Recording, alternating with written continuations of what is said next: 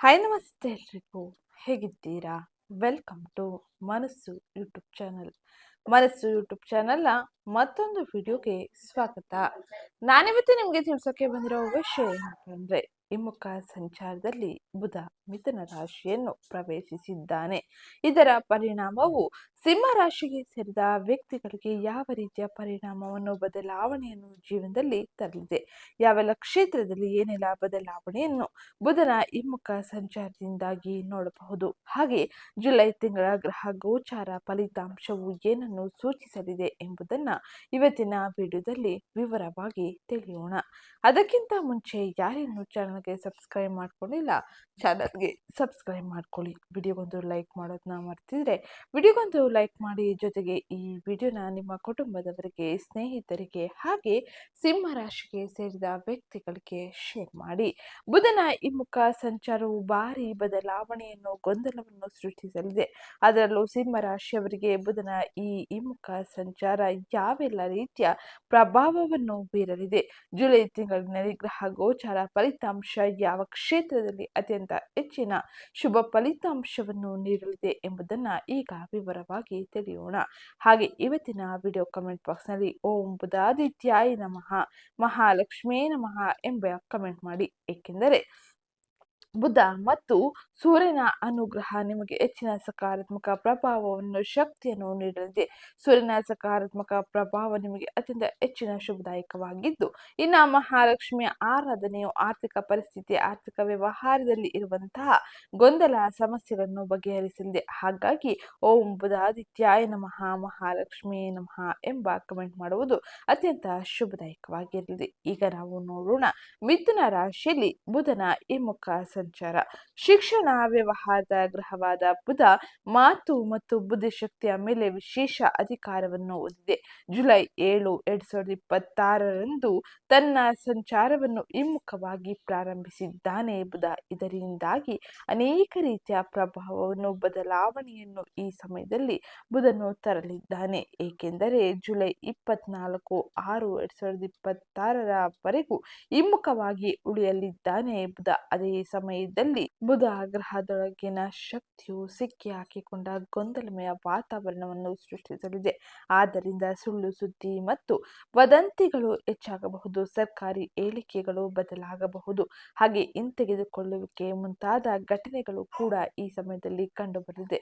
ತಂತ್ರಜ್ಞಾನದಲ್ಲಿ ಸಮಸ್ಯೆಗಳು, ಪ್ರಯಾಣದ ಸಾಧನದಲ್ಲಿ ವಿಳಂಬ, ಹಾಗೆ ಸಂಪನ್ಮೂಲಗಳು ಇತ್ಯಾದಿಗಳು ಕೂಡ ಈ ಸಮಯದಲ್ಲಿ ನೀವು ಕಾಣಲಿದ್ದೀರಿ.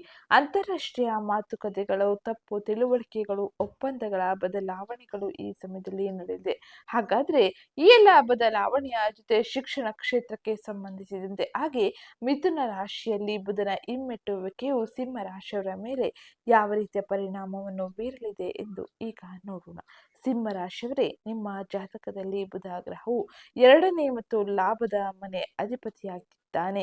ಹಾಗೆ ಮಿಥುನ ರಾಶಿಯಲ್ಲಿ ಸಂಚರಿಸುವ ಈ ಸಮಯದಲ್ಲಿ ಬುಧ ಗ್ರಹವು ನಿಮ್ಮ ಲಾಭದ ಮನೆಯಲ್ಲಿ ಉಳಿಯುತ್ತಾನೆ. ಹಾಗೆ ಸಾಮಾನ್ಯವಾಗಿ ಈ ಪರಿಸ್ಥಿತಿಯನ್ನು ಅನುಕೂಲಕರ ಎಂದು ಕರೆಯಲಾಗುತ್ತದೆ. ಅಂದಾಗ್ಯೂ ಜುಲೈ 24, 25ರವರೆಗೆ ಬುಧ ದಹನಶೀಲ ಹಿಮ್ಮೆಟ್ಟುವಿಕೆಯಲ್ಲಿ ಉಳಿಯುತ್ತಾನೆ.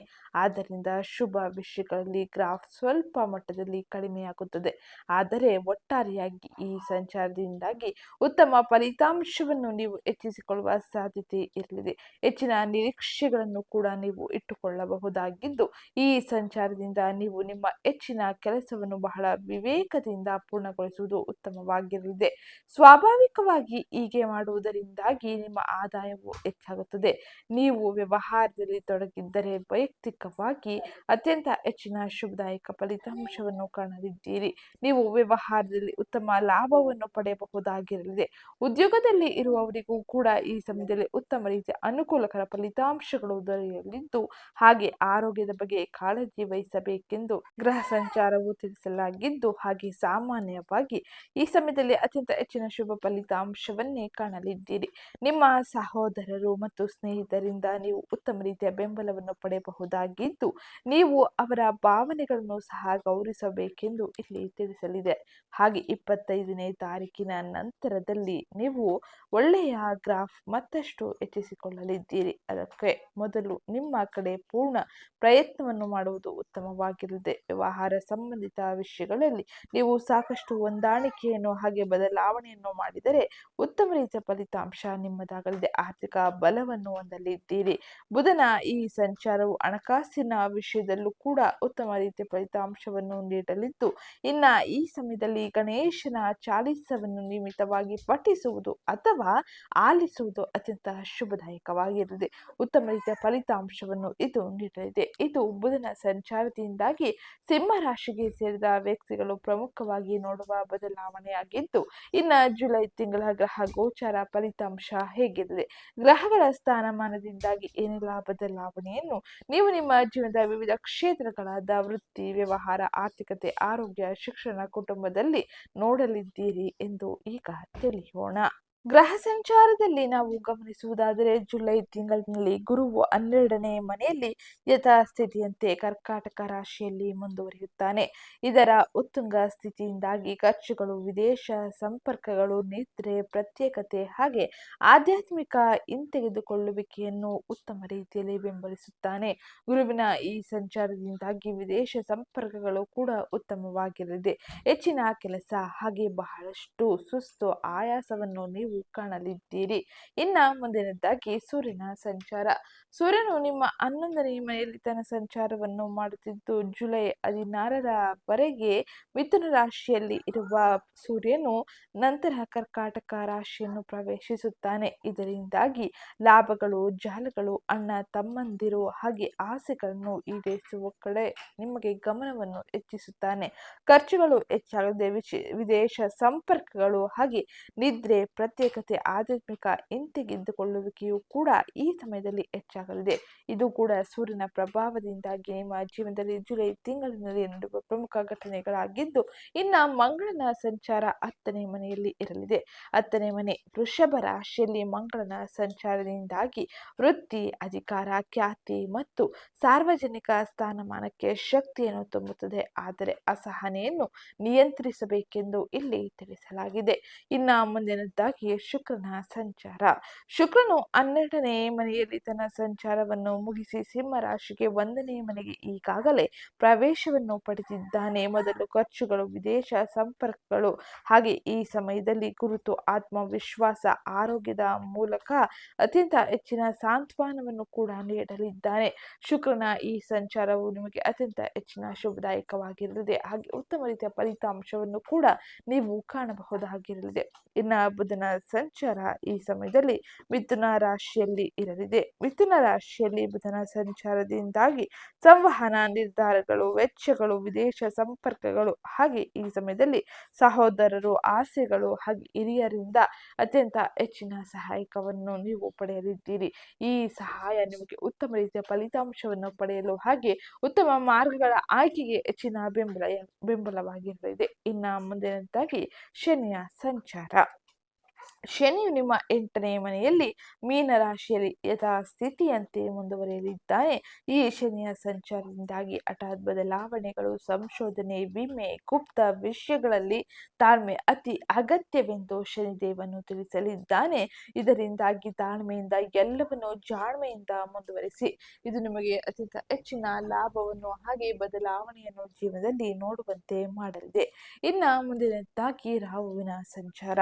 ರಾಹು 7ನೇ ಮನೆಯಲ್ಲಿ ಕುಂಭ ರಾಶಿಯಲ್ಲಿ ಯಥಾಸ್ಥಿತಿಯಂತೆ ಮುಂದುವರಿಯುವುದರಿಂದಾಗಿ ಮದುವೆ, ಪಾಲುದಾರಿಕೆ, ಸಾರ್ವಜನಿಕ ವ್ಯವಹಾರಗಳ ಮೂಲಕ ಅಸಾಮಾನ್ಯ ಅವಕಾಶಗಳನ್ನು ತರುತ್ತಾನೆ. ಆಸೆಗಳನ್ನು ಉದ್ಭವಿಸುತ್ತಾನೆ.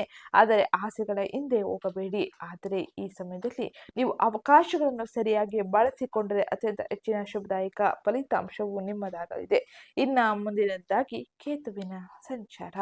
ಕೇತು 1ನೇ ಮನೆಯಲ್ಲಿ ಸಿಂಹ ರಾಶಿಯಲ್ಲಿ ತನ್ನ ಸಂಚಾರವನ್ನು ಮಾಡುತ್ತಿದ್ದು, ಈ ಕೇತುವಿನ ಸಂಚಾರದ ಪರಿಣಾಮದಿಂದಾಗಿ ಗುರುತು, ಆತ್ಮವಿಶ್ವಾಸ ಮತ್ತು ಆರೋಗ್ಯದಲ್ಲಿ ನಿರ್ಲಿಪ್ತತೆ ಅಥವಾ ಅನಿಶ್ಚಿತೆಯನ್ನು ಉಂಟು ಮಾಡುವ ಸಾಧ್ಯತೆ ಇರಲಿದೆ. ಆರೋಗ್ಯದ ಕಡೆ ಹೆಚ್ಚಿನ ಗಮನ ನೀಡಿ. ಹಾಗೆ ಗೊಂದಲಕ್ಕೆ ಒಳಗಾಗಬೇಡಿ. ಯಾವುದೇ ರೀತಿಯ ಗೊಂದಲ ಉಂಟಾದರೂ ಕೂಡ ಮಾರ್ಗದರ್ಶಕರ ಮಾರ್ಗದರ್ಶನವನ್ನು ಪಡೆಯಿರಿ ಅಥವಾ ಹಿರಿಯರ ಸಹಾಯವನ್ನು ಪಡೆಯಿರಿ. ಇದು ನಿಮಗೆ ಉತ್ತಮ ಮಾರ್ಗದ ಆಯ್ಕೆಯನ್ನು ಮಾಡಿಕೊಳ್ಳಲು ಹೆಚ್ಚಿನ ಸಹಾಯಕವಾಗಿರಲಿದೆ. ಇದು ಇದು ಗ್ರಹ ಸಂಚಾರದ ಪ್ರಭಾವವಾಗಿದ್ದು ಈ ಎಲ್ಲ ಗ್ರಹ ಸಂಚಾರವು ಯಾವ ಸಮಯದಲ್ಲಿ ಯಾವ ಕ್ಷೇತ್ರದಲ್ಲಿ ಏನೆಲ್ಲ ಬದಲಾವಣೆಯನ್ನು ತರಲಿದೆ, ಯಾವ ಸಮಯದಲ್ಲಿ ಎಚ್ಚರಿಕೆ ನಿರ್ಧಾರಗಳ ಜೊತೆಗೆ ಯಾವ ಕ್ಷೇತ್ರದಲ್ಲಿ ಮುಂದುವರಿಬೇಕು ಎಂಬುದನ್ನ ಈಗ ವಿವರವಾಗಿ ತಿಳಿಯೋಣ. ಹಾಗೆ ವಿಡಿಯೋ ಕೊನೆಯಲ್ಲಿ ಕೆಲವು ಸರಳ ಜ್ಯೋತಿಷ ಪರಿಹಾರವನ್ನು ಸೂಚಿಸಲಾಗಿದೆ. ಅದನ್ನು ಅನುಸರಿಸುವುದು ಅತ್ಯಂತ ಶುಭದಾಯಕವೂ ಕೂಡ ಹೌದು. ಹಾಗಾಗಿ ವಿಡಿಯೋನ ಎಲ್ಲ ಸ್ಕಿಪ್ ಮಾಡದೆ ನೋಡಿ, ಹಾಗೆ ಆ ಸರಳ ಜ್ಯೋತಿಷ್ಯ ಪರಿಹಾರವನ್ನು ಅನುಸರಿಸಿ. ಹಾಗೆ ವಿಡಿಯೋ ಕಮೆಂಟ್ ಬಾಕ್ಸ್ನಲ್ಲಿ ಓಂ ಬುಧಾದಿತ್ಯಾಯ ನಮಃ ಎಂಬ ಕಮೆಂಟ್ ಮಾಡಿ. ವೃತ್ತಿ ಮತ್ತು ಉದ್ಯೋಗದಲ್ಲಿ ಪ್ರಮುಖವಾಗಿ ಜುಲೈ ತಿಂಗಳಿನಲ್ಲಿ ಈ ಎಲ್ಲ ಬದಲಾವಣೆಯನ್ನು ನೀವು ಕಾಣಲಿದ್ದೀರಿ.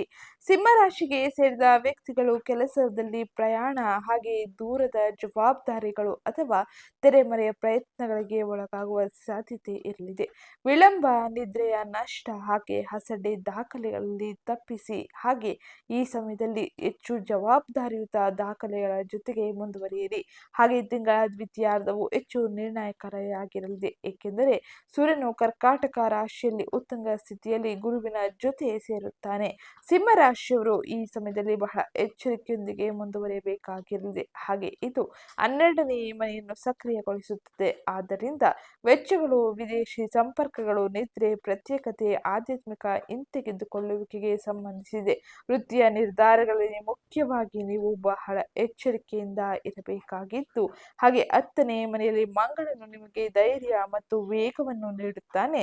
ಅಂದಾಗ್ಯೂ ಹಿರಿಯರ ಕ್ಲೈಂಟ್ಗಳೊಂದಿಗೆ ನೀವು ಸಹೋದ್ಯೋಗಿಗಳೊಂದಿಗೆ ಕಠಿಣವಾಗಿ ಮಾತನಾಡುವುದನ್ನು ತಪ್ಪಿಸಬೇಕಾಗಿರಲಿದೆ. ಇಲ್ಲವಾದರೆ ಉದ್ಯೋಗ ಕ್ಷೇತ್ರದಲ್ಲಿ ಒಂದಿಷ್ಟು ಅಸಮಾಧಾನ ಅಥವಾ ಒಂದಿಷ್ಟು ಅವಮಾನಗಳನ್ನು ಕೂಡ ಅನುಭವಿಸುವ ಸಾಧ್ಯತೆ ಇರಲಿದೆ. ಇನ್ನು 8ನೇ ಮನೆಯಲ್ಲಿ ಶನಿಯ ಸಂಚಾರ ಇರಲಿದ್ದು, ಇದು ಕೆಲವೊಮ್ಮೆ ಫಲಿತಾಂಶಗಳನ್ನು ವಿಳಂಬಗೊಳಿಸಬಹುದು. ಆದರೆ ಇದು ನಿಮಗೆ ಹೆಚ್ಚು ಪ್ರಬುದ್ಧ ಕೆಲಸ ಮಾದರಿಯನ್ನು ನಿರ್ಮಿಸಲಿದೆ. ಇದು ನಿಮಗೆ ಉತ್ತಮ ರೀತಿಯ ಮಾರ್ಗವನ್ನು ಆಯ್ಕೆ ಮಾಡಿಕೊಳ್ಳುವಂತೆ ಮಾಡಲಿದೆ. ಉತ್ತಮ ರೀತಿಯ ಜವಾಬ್ದಾರಿಗಳ ಜೊತೆಗೆ ನೀವು ಮುಂದುವರಿಯಲು ಇದು ಸಹಾಯಕವಾಗಿರಲಿದೆ. ಇದು ಉದ್ಯೋಗ ಕ್ಷೇತ್ರದಲ್ಲಿ ಪ್ರಮುಖವಾಗಿ ಜುಲೈ ತಿಂಗಳಿನಲ್ಲಿ ನೀವು ನೋಡುವ ಬದಲಾವಣೆಯಾಗಿದ್ದು, ಇನ್ನು ಹಣಕಾಸಿಗೆ ಸಂಬಂಧಿಸಿದಂತೆ ಆರ್ಥಿಕ ವ್ಯವಹಾರಗಳು ಸಿಂಹರಾಶಿಯವರಿಗೆ ಜುಲೈ ತಿಂಗಳಿನಲ್ಲಿ ಹೇಗಿರಲಿದೆ ಎಂದು ತಿಳಿಯೋಣ. ವೃತ್ತಿ ಜೀವನದ ಬೆಳವಣಿಗೆಯಿಂದಾಗಿ ಗಳಿಕೆಯು ಸುಧಾರಣೆಗೆ ಬರುತ್ತದೆ. ಹಾಗೆ ಈ ಸಮಯದಲ್ಲಿ ಅಧಿಕೃತ ವೆಚ್ಚಗಳು ಹೆಚ್ಚಾಗಬಹುದು. ಗುರುವು ರಕ್ಷಣೆ ಮತ್ತು ಉತ್ತಮ ತೀರ್ಪಿನೊಂದಿಗೆ ಮುಂದುವರಿಯುತ್ತಾನೆ. ಹಾಗೆ ಇದು ನಿಮಗೆ ಆರ್ಥಿಕ ಬೆಂಬಲವನ್ನು ನೀಡಲಿದೆ. ವಿಶೇಷವಾಗಿ 12ನೇ ಮನೆಗೆ ಸಂಬಂಧಿಸಿದ ವಿಷಯಗಳಲ್ಲಿ ನೀವು ಸ್ಥಿರವಾದ ಹಾಗೆ ಕೆಲಸದ ಮೂಲಕ ಆದಾಯವನ್ನು ಸುಧಾರಿಸಲಿದ್ದೀರಿ. ಆದರೆ ಖರ್ಚುಗಳನ್ನು ಬರೆದಿಟ್ಟುಕೊಂಡು ನಿಯಂತ್ರಣದಲ್ಲಿಟ್ಟುಕೊಂಡು ನೀವು ನಿಯಮಿತವಾಗಿ ಉತ್ತಮ ರೀತಿಯ ಜವಾಬ್ದಾರಿಗಳ ಜೊತೆಗೆ ಆರ್ಥಿಕ ವ್ಯವಹಾರವನ್ನು ಮಾಡಬೇಕಾಗಿರಲಿದೆ. ಪುರಾವೆಗಳಿಲ್ಲದೆ, ಊಹಾತ್ಮಕ ನಿರ್ಧಾರಗಳಿಲ್ಲದೆ, ಹಾಗೆ ಭಾವನಾತ್ಮಕ ಖರೀದಿಗಳಿಲ್ಲದೆ ಸಾಲವನ್ನು ತಪ್ಪಿಸುವುದು ಬಹು ಮುಖ್ಯವಾಗಿರಲಿದೆ. ನೀವು ಆಸ್ತಿ, ವಾಹನ, ಶಿಕ್ಷಣ, ಪ್ರಯಾಣ ಅಥವಾ ವ್ಯಾಪಾರದಲ್ಲಿ ಹೂಡಿಕೆಗಳನ್ನು ಯೋಜನೆಗಳನ್ನು ಮಾಡುವಾಗ ಬಹಳ ಎಚ್ಚರಿಕೆಯಲ್ಲಿ ಮಾರ್ಗದರ್ಶಕರ ಮಾರ್ಗದರ್ಶನವನ್ನು ಪಡೆಯಿರಿ. ಹಾಗೆ ಯಾವುದೇ ನಿರ್ಧಾರವನ್ನು ಅಂತಿಮಗೊಳಿಸುವುದಕ್ಕಿಂತ ಮುಂಚೆ ನೀವು ಒಂದಿಷ್ಟು ಎಚ್ಚರಿಕೆಯನ್ನು ವಹಿಸುವುದು ಬಹು ಮುಖ್ಯವಾಗಿರಲಿದೆ. ಇದು ಆರ್ಥಿಕವಾಗಿ ಪ್ರಮುಖವಾಗಿ ವಹಿಸಬೇಕಾದ ಎಚ್ಚರಿಕೆ ಕ್ರಮವಾಗಿದ್ದು, ಇನ್ನು ಮುಂದಿನದಾಗಿ ಆರೋಗ್ಯಕ್ಕೆ ಸಂಬಂಧಿಸಿದಂತೆ ಏನೆಲ್ಲ ಬದಲಾವಣೆ ಇರಲಿದೆ ಎಂದು ಈಗ ತಿಳಿಯೋಣ. ಅಪಘಾತಗಳು, ಶಸ್ತ್ರಚಿಕಿತ್ಸೆಗಳು, ಗುಪ್ತ ಕಾಯಿಲೆಗಳು ಮತ್ತು ದೀರ್ಘಕಾಲದ ಸಮಸ್ಯೆಗಳ ಬಗ್ಗೆ ಬಹಳ ಜಾಗರೂಕರಾಗಿ ಇರುವುದು ಉತ್ತಮವಾಗಿರಲಿದೆ. ಹಾಗೆ ಮಂಗಳನ ಶಾಖ ಕಿರಿಕಿರಿ ಚಟಪಟಿಕೆಯನ್ನು ಹೆಚ್ಚಿಸುವ ಸಾಧ್ಯತೆ ಇರಲಿದೆ.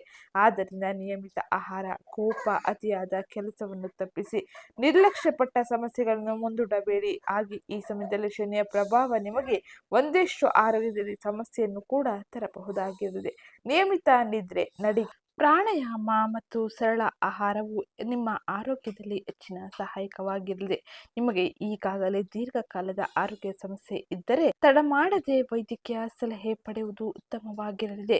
ಇದರಿಂದಾಗಿ ಆಗುವ ಅನಾಹುತವನ್ನು ತಪ್ಪಿಸಬಹುದು. ಹಾಗೆ ಉತ್ತಮ ರೀತಿಯ ಬದಲಾವಣೆಯನ್ನು, ಚೇತರಿಕೆಯನ್ನು ಆರೋಗ್ಯದಲ್ಲಿ ಕಂಡು ಇದು ಸಹಾಯಕವಾಗಿರಲಿದೆ. ಇದು ಪ್ರಮುಖವಾಗಿ ಆರೋಗ್ಯದ ವಿಷಯದಲ್ಲಿ ಜುಲೈ ತಿಂಗಳಿನಲ್ಲಿ ನೀವು ತೆಗೆದುಕೊಳ್ಳಬೇಕಾದ ಎಚ್ಚರಿಕೆ ಆಯ್ಕೆ ಕ್ರಮವಾಗಿದ್ದು, ಇನ್ನು ಮುಂದಿನದ್ದಾಗಿ ಕೌಟುಂಬಿಕ ವಿಷಯದಲ್ಲಿ ಕುಟುಂಬ ಜೀವನದಲ್ಲಿ ವೈಯಕ್ತಿಕ ಸಂಬಂಧಗಳಲ್ಲಿ ಏನೆಲ್ಲ ಬದಲಾವಣೆಯನ್ನು ಕಾಣಲಿದ್ದೀರಿ ಎಂಬುದನ್ನು ತಿಳಿಯೋಣ.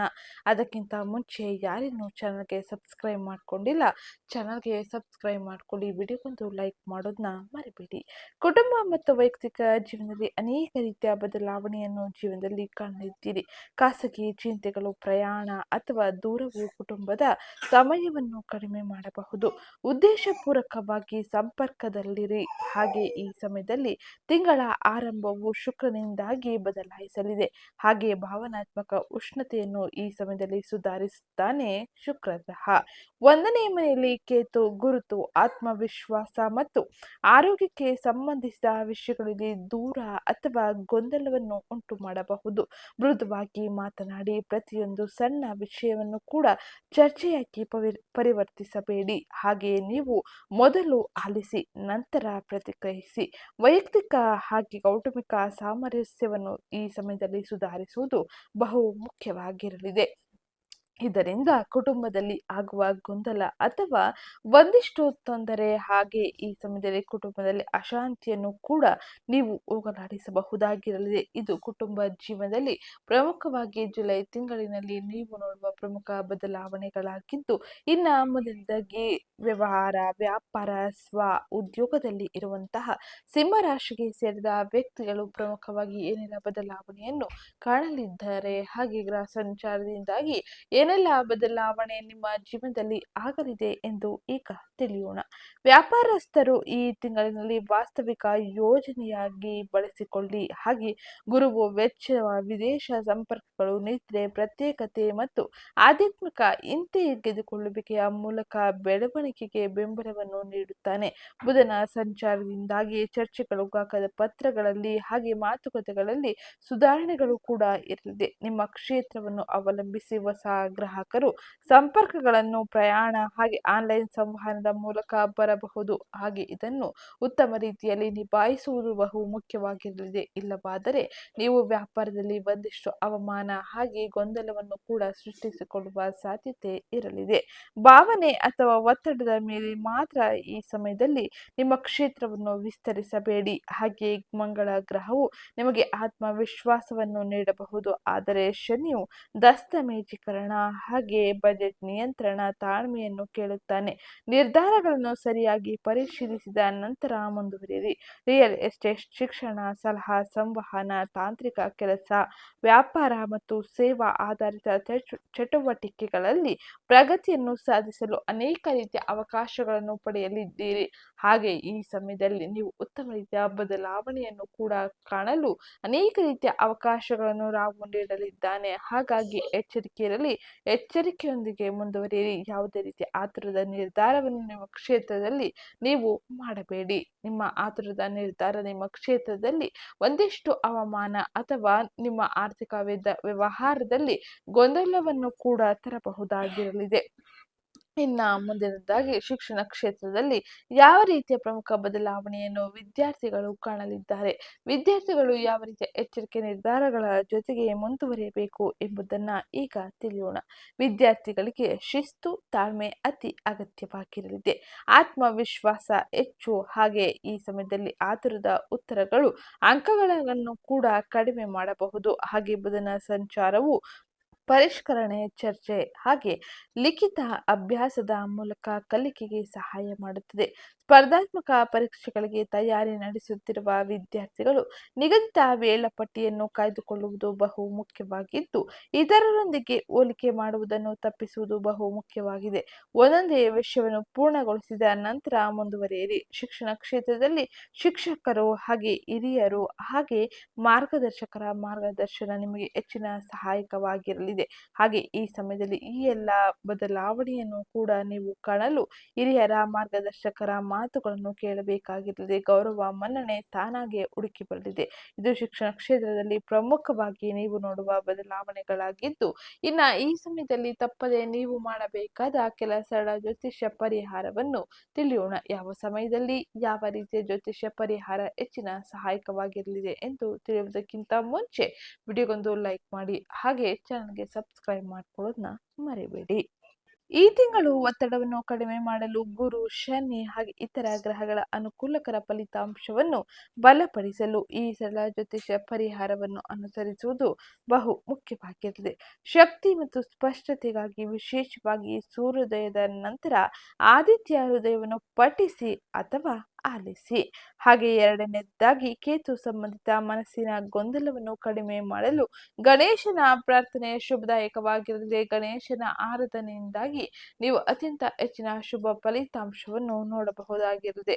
ಶನಿ ಸಂಬಂಧಿತ ಸಮಸ್ಯೆಗೆ ಹಾಗೆ ಭಾವನಾತ್ಮಕ ಒತ್ತಡವನ್ನು ಕಡಿಮೆ ಮಾಡಲು ಈ ಸಮಯದಲ್ಲಿ ಶನಿ ದೇವರಿಗೆ ಶನಿವಾರದಂದು ಕಪ್ಪು ಎಳ್ಳು ಅಥವಾ ಆಹಾರವನ್ನು ದಾನ ಮಾಡಿ. ಕಪ್ಪು ಎಳ್ಳನ್ನು ದಾನ ಮಾಡುವುದು ಅತಿ ಹೆಚ್ಚು ಶುಭದಾಯಕವಾಗಿರಲಿದೆ. ಹಾಗೆ ಈ ವಿಡಿಯೋ ಇಷ್ಟ ಆಗಿದ್ದಲ್ಲಿ ವಿಡಿಯೋಗೊಂದು ಲೈಕ್ ಮಾಡಿ. ಹಾಗೆ ಇವತ್ತಿನ ವಿಡಿಯೋ ಕಮೆಂಟ್ ಬಾಕ್ಸ್ನಲ್ಲಿ ಬುಧಾದಿತ್ಯಾಯ ನಮಃ, ಮಹಾಲಕ್ಷ್ಮೀ ನಮಃ ಎಂಬ ಕಮೆಂಟ್ ಮಾಡಿ.